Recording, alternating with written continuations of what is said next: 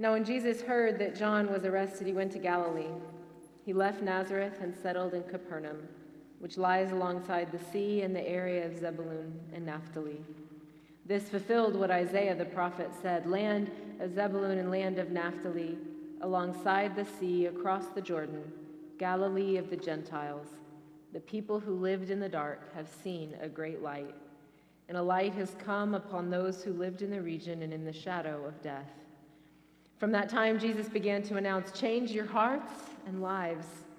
Here comes the kingdom of heaven."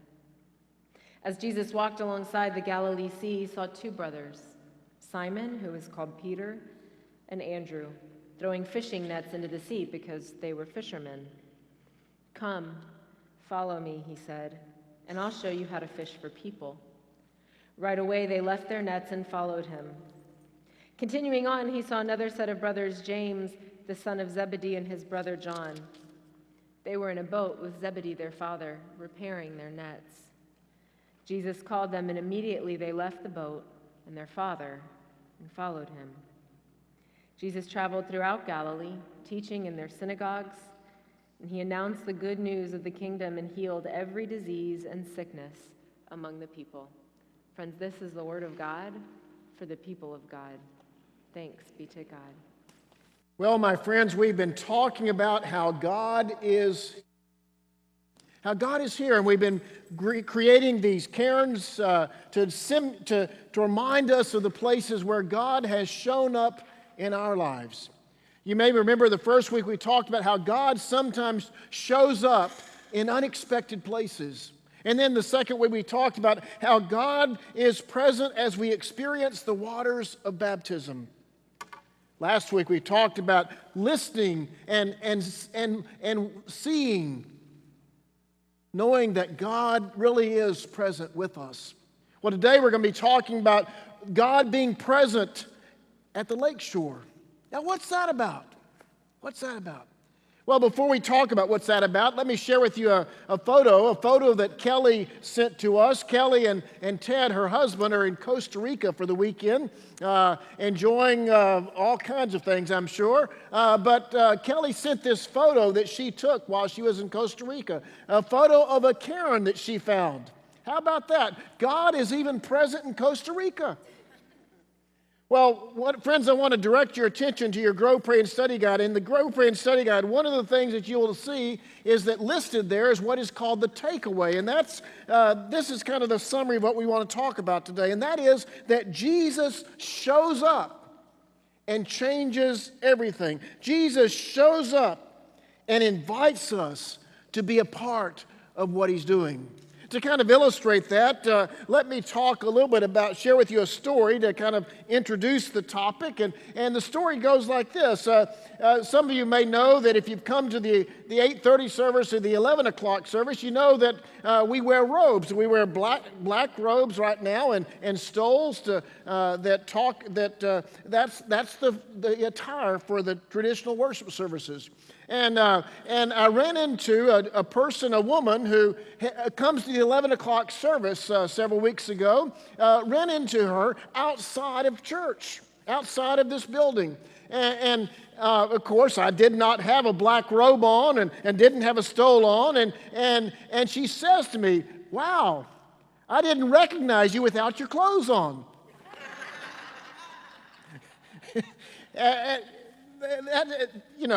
I didn't recognize you without your clothes on. It kind of startled me. It startled her when she realized what she said. But the reality is that's true.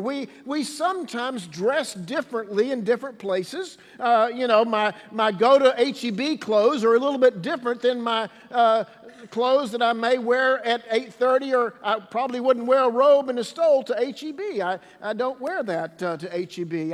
If I'm at home and I'm working in the yard, there's an attire. I get my grungiest and dirtiest clothes and I get them out, and that's what I wear. If it's summertime, I've got a t-shirt and a pair of shorts and some flip-flops on. That's what I wear. And even sometimes when I go to different places, I have these different parts of my life. I have my church life, and you you who gather here today are part of my church life, but I also have my life in other places. I have friends outside of church that I relate to, and I have places that I go outside of church, and sometimes in all those different places, I wear different things. I may have different friends. I may talk in different ways. I have these different parts of my life that are kind of segmented. And maybe that's the same way for you. Maybe you kind of experience the same thing. You have your church life, and you have your work life, and you have your school life, and you have your social life, and maybe some of you have your Friday night at the watering hole life, and all of those are a little different. You have different friends, and you have different ways of relating and different ways of talking. But then Jesus shows up in one of those places where you don't expect. You weren't expecting Jesus to show up on Friday afternoon at the watering hole. Or you weren't expecting Jesus to show up in that meeting at your work. You weren't expecting Jesus to show up and challenge you to kingdom living in those places. And yet, that's what happens. We are prepared for Jesus to show up in a place like this. I mean, that's why we come to church, right? That's why we're in worship today, because we expect Jesus to show up, and we expect Jesus to challenge us in this place. But we did not expect Jesus to show up at work and challenge us in that setting. Well, that's what happened with the disciples. The disciples were minding their own business. Actually, they weren't even disciples yet. They were minding their own business in their workplace.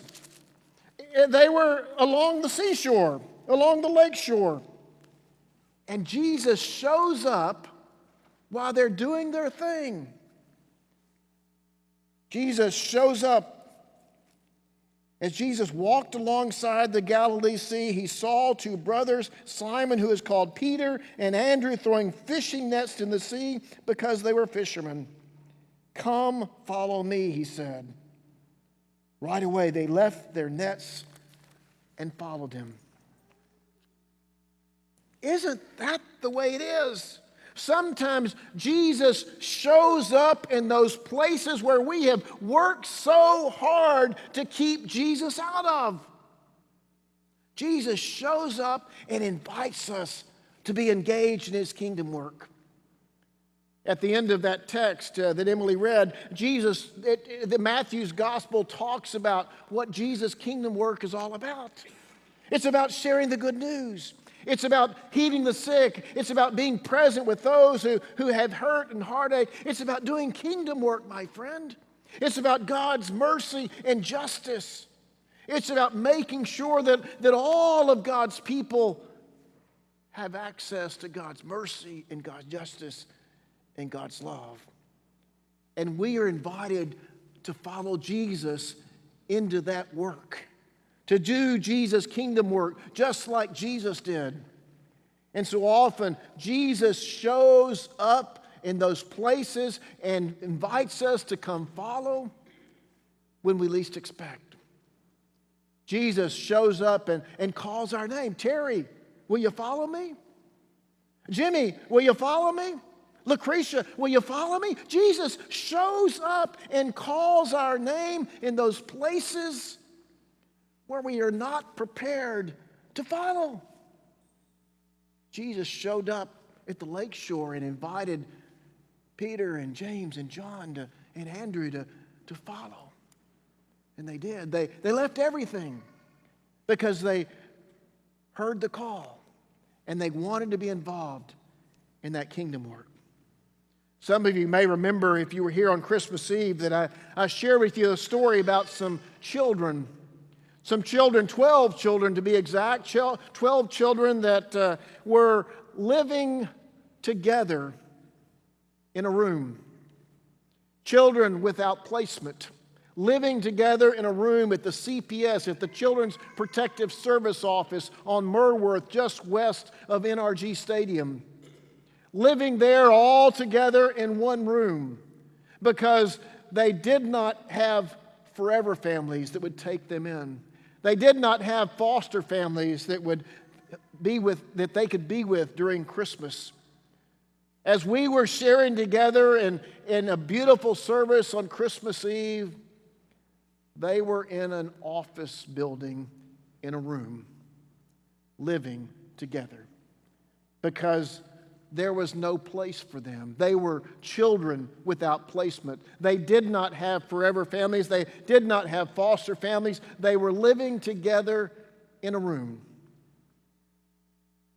I shared that with you, but what I didn't share with you is the rest of the story. And the rest of the story goes like this. I had received a call that week, just before Christmas. And the call told me the story about them living in that room. The call told me the story of how these children did not have forever families that would care for them. They did not have foster families that they could go home and be with at Christmas. This is where they would be. And then the voice on the other end of the phone said to me, Will, do you think First Church Pasadena might have some space for these children? Some space that had access to showers, some space that would be within the context of your faith community, some space that would be in a place where they could be loved and cared for by your people?